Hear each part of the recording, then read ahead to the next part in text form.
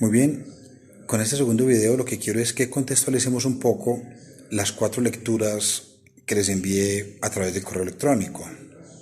3 de ellas que son tomadas de mi blog y que son muy cortas, y una un poco más extensa, pero que la considero muy pertinente y sobre todo de muy fácil lectura, del profesor norteamericano Keith Rosen. Con estas 4 lecturas, ¿qué es lo que yo pretendo alcanzar con ustedes? Básicamente, quiero que tengamos presentes 3 cuestiones esenciales. La primera, ¿cuál ha sido el proceso de formación del sistema constitucional en el mundo? La segunda, ¿cómo fue ese proceso de formación en nuestro medio, es decir, en Colombia?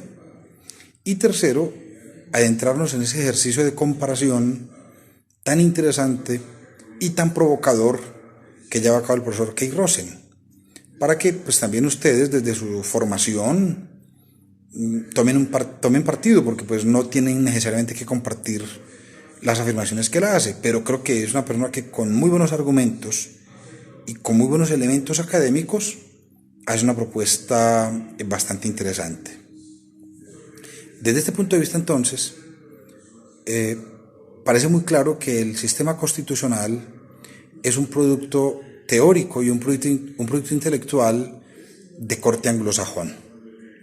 En ese sentido, pues, las investigaciones más depuradas y las investigaciones más consistentes que se han realizado en este sentido nos indican que el primer país del mundo que estableció un mecanismo de gobierno, así hubiera sido incipiente en un comienzo, pero un mecanismo de gobierno que limitaba la autoridad del gobernante, lo sometía a reglas, pero sobre todo lo obligaba a establecer ciertos consensos, fue Inglaterra.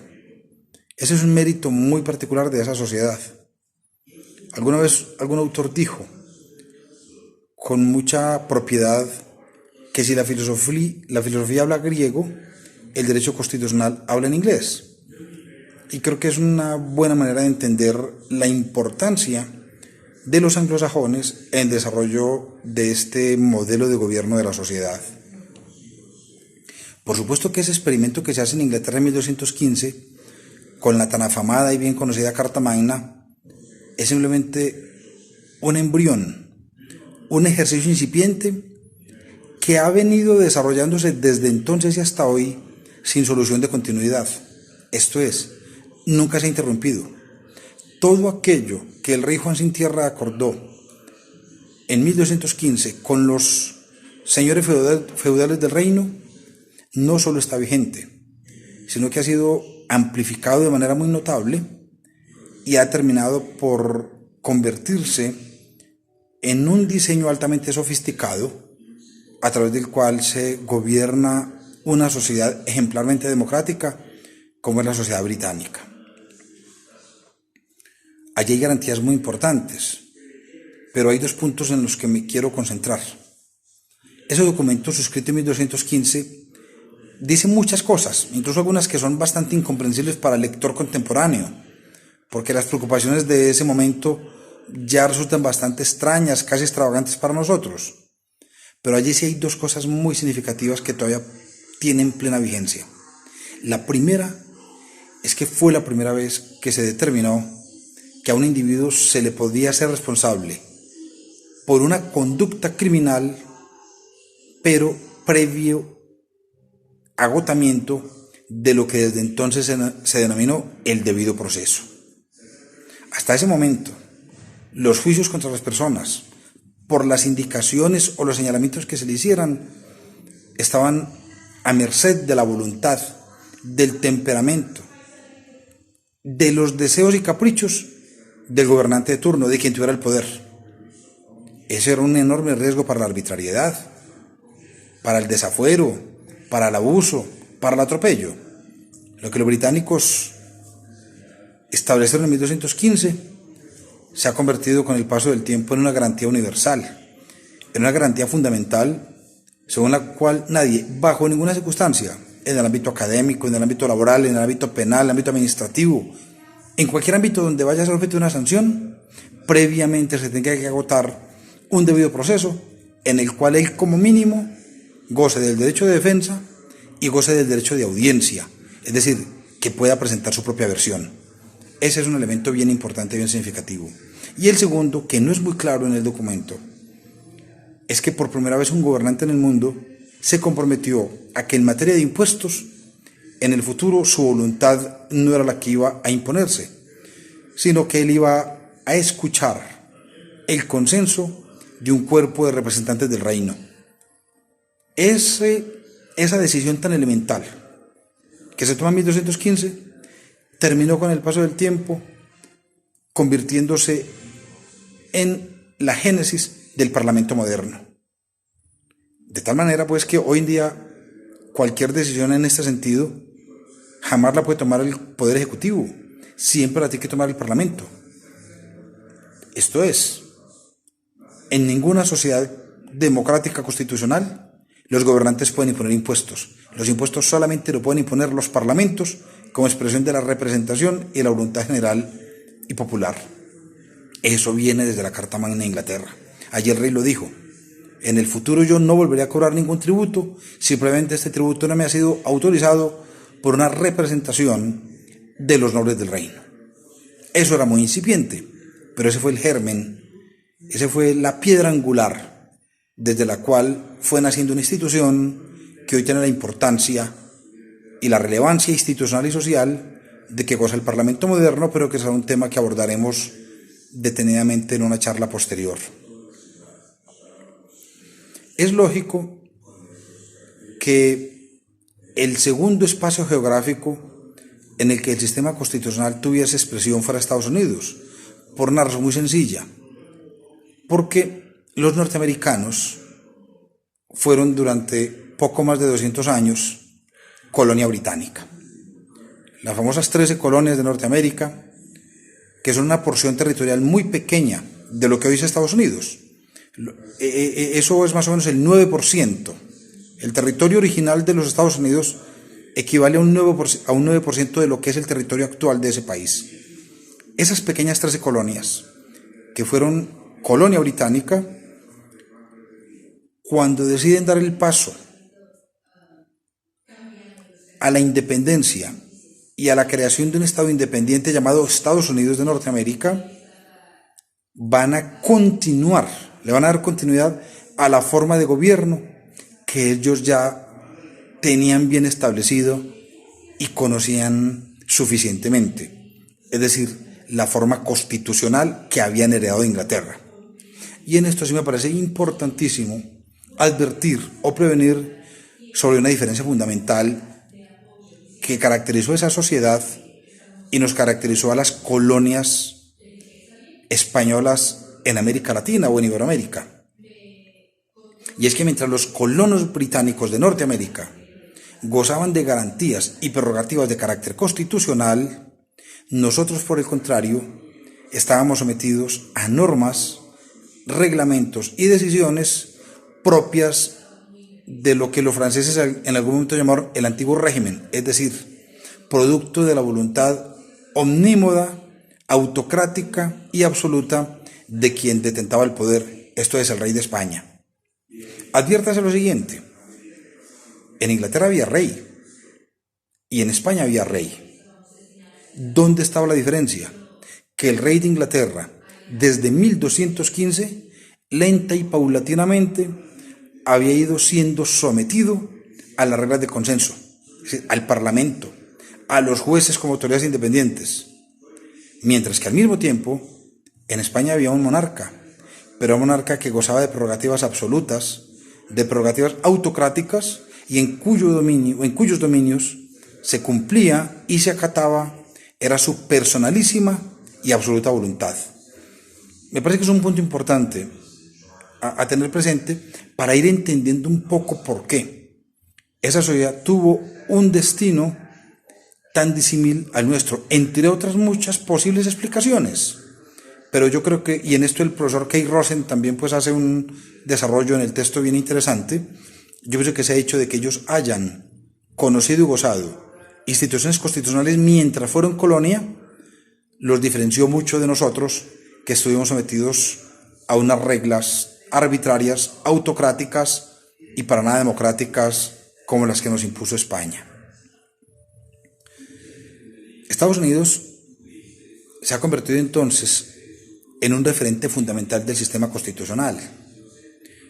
Podríamos decir, si se me permite la expresión, que el hijo superó al padre, porque si bien la génesis del sistema constitucional hay que atribuírsela a los ingleses, a lo largo de los más de 200 años que los Estados Unidos llevan como sociedad independiente, ellos han hecho unos desarrollos y unos avances teóricos altamente significativos, de tal suerte que hoy la gran mayoría de los países del mundo toman y trasladan a sus propias realidades las grandes instituciones del sistema constitucional norteamericano. Pero hay un aspecto en el que me parece importante enfatizar. Estados Unidos tiene una característica que lo hace casi único en el mundo, y es que desde que adoptó el sistema constitucional lo hizo con tanta claridad y tanta contundencia que hasta hoy solo fue necesario adoptarlo una vez. Es decir, los norteamericanos se constituyeron o se organizaron como Estado independiente con una primera constitución que expidieron en la ciudad de Filadelfia en 1787. Desde entonces hasta hoy, los norteamericanos nunca han tenido que volverse a replantear la organización de sus instituciones fundamentales. Lo hicieron tan bien que más o menos, a grandes rasgos, ellas hoy siguen vigentes. En sentido contrario, y solo a manera de ejemplo, Colombia se constituyó o se organizó como país independiente un poco más tarde, casi 40 años después, con la Constitución de 1821, con una diferencia fundamental, que entre 1821 y el año 2020, que actualmente corre, Colombia ha tenido 9 constituciones, y esta que actualmente tenemos, bien lo sabemos, creo que adolece de unas dificultades y presenta unas debilidades tales que posiblemente nos veamos abocados muy próximamente a tener que elaborar un nuevo documento constitucional. Creo que ese debate está abierto en la sociedad colombiana y habrá que irlo dando con serenidad y sin mucha estridencia, pero creo que esta Constitución evidencia fracturas, evidencia fisuras. No en vano las enormes marchas y protestas sociales del año pasado, las dificultades económicas que vive esta sociedad, las debilidades institucionales, son cuestiones que también tendremos que ir desarrollando en el curso, pero son las que quiero advertir de una vez. Esto me sirve también para decir que el sistema constitucional entonces en Colombia no es un producto intelectual propio. Nosotros hemos ido adoptando esas instituciones. Las crean los británicos, las perfeccionan muy bien los norteamericanos y desde allí se han ido extendiendo de forma más o menos lenta por el resto del mundo. Los franceses las acogieron muy prontamente y luego en América Latina casi todos los países que dependíamos de España y Portugal rompimos vínculos con esas metrópolis coloniales, nos constituimos en estados independientes y la práctica totalidad de estos países asumió el sistema constitucional. Pero como bien lo dice el profesor Keith Rosen, creo que con una diferencia muy notable frente a los Estados Unidos y que no es característica exclusiva de Colombia. Aquí hay una serie de incongruencias, una serie de complejidades que lo llevan a uno a preguntarse por la verdadera y auténtica vigencia de un sistema constitucional en estos medios. Él denuncia o pone de presente una serie de fenómenos. Uno de ellos acabo de mencionarlo, la recurrencia o la frecuencia con que en América Latina se están adoptando nuevas constituciones. Cuando un país cambia de constitución es porque su contrato social fundamental no funcionaba, es porque algo andaba mal. Y eso es una práctica muy cotidiana en América Latina. Otro muy frecuente es el fenómeno tan recurrente en los siglos XIX y XX del golpe de Estado y la dictadura militar. Se dice que Bolivia llegó a tener en menos de 200 años más de 190 golpes de Estado. Hay países en América Latina que han tenido 30 constituciones, o de manera recurrente tienen que acudir a los estados de excepción, es decir, a adoptar medidas extraordinarias y excepcionales para tratar de mantener la vigencia del orden constitucional. O piensen en otro indicador bien interesante. ¿Cuántos presidentes de América Latina hoy están en la cárcel o están enfrentando problemas judiciales o simplemente andan fugados, evadiendo la justicia de sus países? Yo calculo que son entre 20 y 30. Solo a manera de ejemplo y con carácter informativo.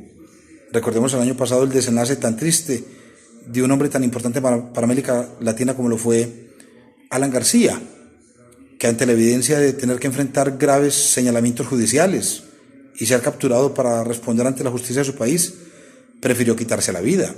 Esto no es un hecho anecdótico, este es un hecho de una profundidad enorme que nos debe llevar a preguntarnos realmente cuáles son las posibilidades para América Latina de tener un sistema constitucional que realmente opere.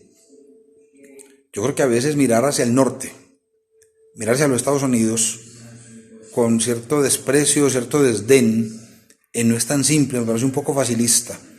Yo creo que esa sociedad tiene muchos defectos seguramente y han incurrido en ejercicios, sobre todo de cara al exterior, complejos y en ocasiones poco éticos, pero en lo que tiene que ver con el propio desarrollo de su sociedad, con la organización de sus instituciones y con su desarrollo económico, social y cultural, indudablemente creo que es un referente a tener en cuenta. Es una sociedad que no podemos desdeñar y que seguramente no tendremos que copiar de manera absoluta, pero allá las cosas han funcionado con relativo nivel de éxito, mientras en América Latina y en Colombia en particular seguimos enfrentando las contradicciones, las dificultades, las inconsistencias y las incongruencias tan complejas y a veces tan dolorosas que evidenciamos en el día a día. Este era el sentido básico de estas lecturas.